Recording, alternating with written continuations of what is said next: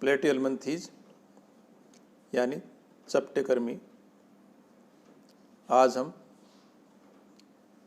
Phylum प्लेटिहेल्मिन्थीज के जंतुओं के लक्षण, उनका वर्गीकरण और इम्पोर्टेंस के बारे में चर्चा करेंगे।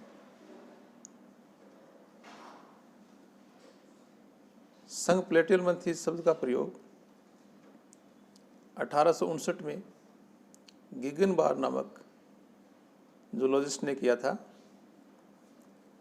प्लेटिहेल्मिन्थीज ग्रीक भाषा का शब्द है जो दो ग्रीक शब्दों प्लेटी और हेल्मिन्थीज से मिलकर बना है, जहाँ प्लेटी का अर्थ है फ्लेट यानी चपटा और हेल्मिन्थीज का अर्थ है कृमि, वर्म यानी कीड़े जैसे।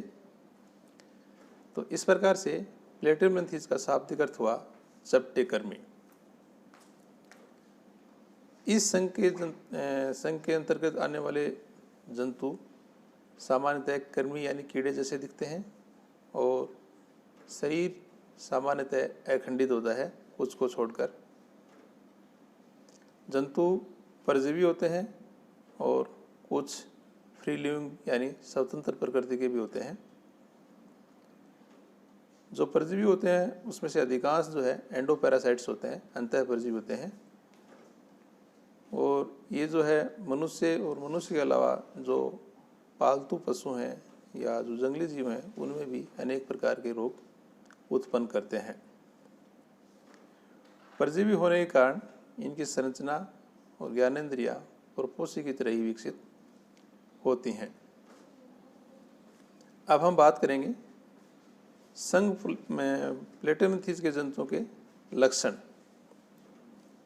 तो पहला है, इस संघ के अधिकांश जंतु परजीवी होते हैं, कुछ स्वतंत्र जीवी होते हैं और कुछ सहभोजी प्रकार के होते हैं। नेक्स्ट है, इनका शारीरिक गठन उत्तक अंग स्तर का होता है, यानी टिश्यू ऑर्गन लेवल का बॉडी ऑर्गेनाइजेशन पाया जाता है। नेक्स्ट है, इनमें पोषक ये जो है जंतु परजीवी होने के कारण पोषक जंतुओं में आश्रय पाते हैं और इस कारण से वहाँ पर एक इनमें अडेप्टेशन पाया जाता है। वो हुक या चूसक पाए जाते हैं या कुछ में कंटक भी देखने को मिलते हैं। यानी जो प्लेटिहेल्मिन्थीज के जो परजीवी जंतु हैं उनके शरीर में हुक, स्पाइन या चूसक पाए जाते हैं। नेक्स्ट है, ये जंतु फीते जैसे होते हैं, इसलिए इनको फीताकृमि भी कहा जाता है। कुछ जंतु होते हैं इसके जो रिबन लाइक होते हैं, सारे तो नहीं होते। जो कुछ जंतु जो है फ्लैटेंड तो सारे होते हैं, डोर्सो वेंट्रली फ्लैटेंड तो सारे होते हैं, लेकिन कुछ जो है फीते जैसे भी होते हैं, तो उनको फीताकृमि भी कहा जाता है। और इनका शरीर जो है द्विपार्श्व रूप से सममित होता है, यानी बायलेटरली सिमेट्रिकल होता है। अगला लक्षण है, इनमें सिलोम नहीं पाई जाती, इस कारण से ये जंतु एसिलोमेट कहलाते हैं। यानी जो बॉडी वॉल और एलिमेंट्री कैनाल है उसके बीच में यहाँ पर पेरेन्काइम टिश्यू भरा होता है, इस कारण से ये भाग जो है इसमें कैविटी नहीं होती, ठोस होता है, जो है पेरेन्काइम सेल्स जो है बरी होते हैं। नेक्स्ट है, ये जंतु ट्रिप्लोब्लास्टिक होते हैं, यानी त्रिजन स्त्री होते हैं। कहने का मतलब ये है कि शरीर जो है एक्टोड्रम, मेसोड्रम और एंडोड्रम से बना होता है। नेक्स्ट है, इस संघ के जंतुओं में शरीर के चारों क्यूटिकल का एक आवरण पाया जाता है और क्यूटिकल के नीचे जो है एपिडर्मिस पाई जाती है, वो सेलुलर होती है और कुछ में सिनशियल टाइप की होती है। सिनशियल का अर्थ है बहुकेंद्र की, यानी एपिडर्मिस की प्रत्येक कोशिका में केंद्र की संख्या एक से अधिक होती है। नेक्स्ट है, इन जंतुओं में अंग डेवलप हो जाते हैं और कुछ में जो है अंगतंत्र का विकास भी यहाँ एक तरह से शुरू हो जाता है। तो जंतुओं में सर्वप्रथम अंग और विभिन्न तंत्रों का पूर्ण विकास यहाँ पर देखने को मिलता है। नेक्स्ट है, इन जंतु में पाचन तंत्र इनकम्प्लीट टाइप का होता है और जो एलिमेंट्री कैनाल है वो ब्रांच्ड होती है, शाखित होती है। एनएस एब्सेंट होती है, विशेष तौर से उनमें जो क्या पैरासाइटिक फॉर्म में पाए जाते हैं। सेस्ट्रोडा और जो एसियोला है वहाँ पर ये एनएस एब्सेंट होती है, क्योंकि यहाँ पर जो है जंतु पोषक के शरीर में पचा हुआ भोजन ही ग्रहण करते हैं। इस संघ के जंतुओं में सर्कुलेटरी सिस्टम यानी रक्त परिसंचरण तंत्र, रेस्पिरेटरी सिस्टम श्वसन तंत्र और एंडोस्केलेटन जो है वो भी अनुपस्थित होता है। नेक्स्ट है जंतु जो मुक्तजीवी के रूप में अपना जीवन व्यतीत करते हैं, फ्री लिविंग के रूप में अपना जीवन व्यतीत करते हैं।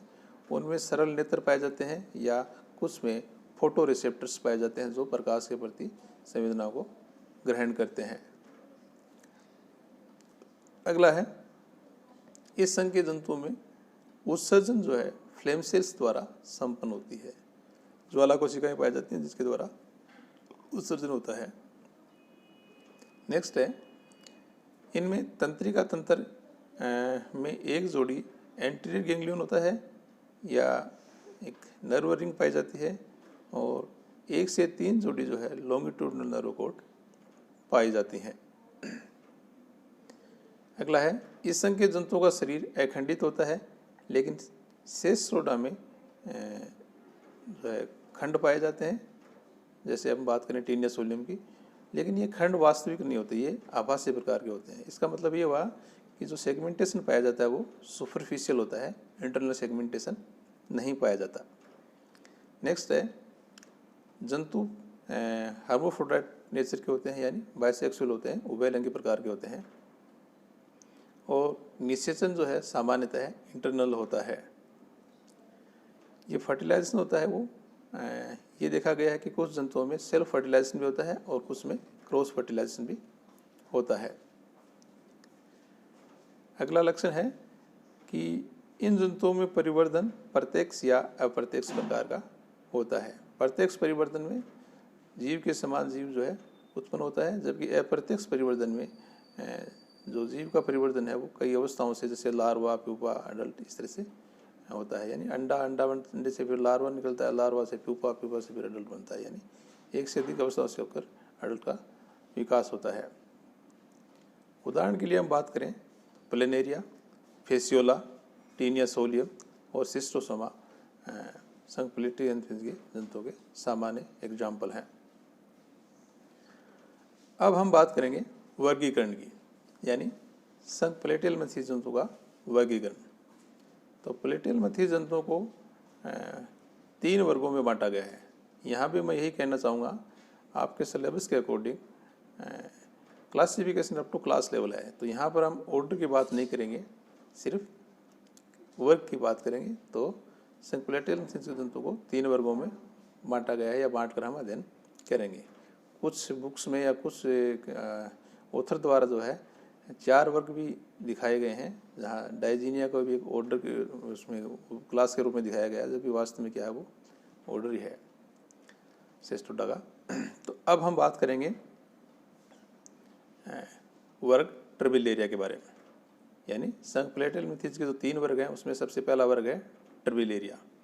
ट्रिबिलेरिया भी ग्रीक भाषा का शब्द है, जो ग्रीक भाषा की ट्रिबिला से बना है और ट्रिबिला का अर्थ है स्ट्रिंग, रस्सी जैसे। वर्ग ट्रिबिलेरिया के सामान्य लक्षण है कि जंतु स्वतंत्र जीवी होते हैं, मुक्त रूप से रहने वाले यानी फ्री लिविंग, और ये जंतु स्थल में पाए जाते हैं। कुछ जो है मैराइन होते हैं और कुछ एलवणीय होते हैं, यानी सौ जल के स्रोतों में भी पाए जाते हैं।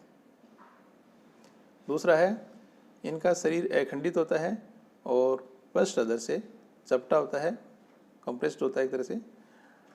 एपिडर्मिस जो है वो सेलुलर टाइप की या सिनशियल टाइप की होती है और इसमें रेप्टाइड्स पाए जाते हैं। रेप्टाइड्स क्या होते हैं? एक तरह से सेंस ऑर्गन्स होते हैं।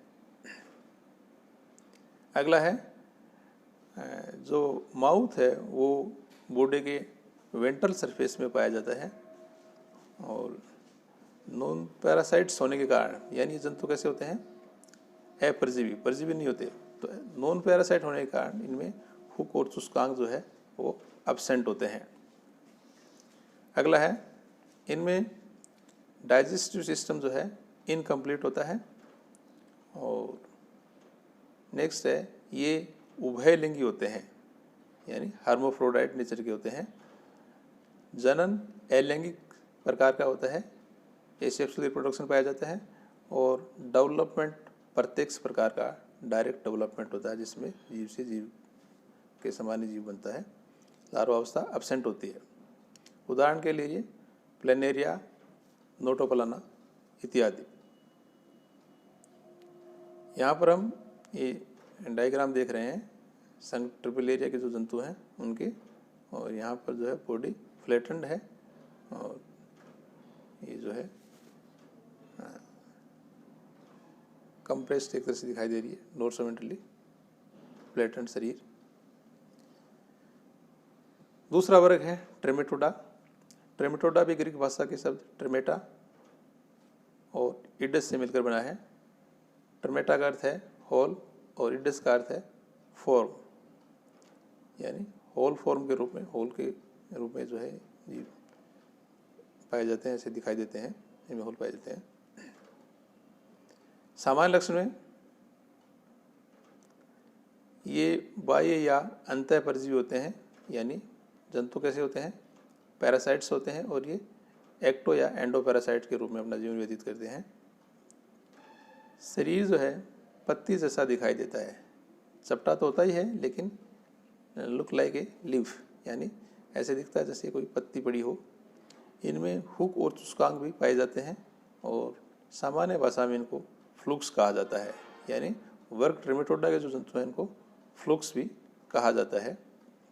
दूसरा लक्षण है, इनका शरीर अखंडित होता है और शरीर पृष्ठ व अधर सतह से कंप्रेस्ड या यूँ कह सकें चपटा होता है और शरीर के ऊपर मोटा अध्यावरण पाया जाता है, जिसमें सीलिया या जो रेप्टाइड्स जैसे सेंस ऑर्गन है वो एब्सेंट होते हैं। तीसरा लक्षण है, आहार नाल द्विशाखित होती है, जो कि आगे की ओर मुख जो है फेरिंग्स में खुलता है और पीछे की ओर जो है ये ब्रांच्ड हो जाती है, द्विशाखित हो जाती है, दो शाखाओं में बंटी होती है। तो इस प्रकार से जो पाचन तंत्र है, डाइजेस्टिव सिस्टम, एक तरह से वाई का आकार बनाता है।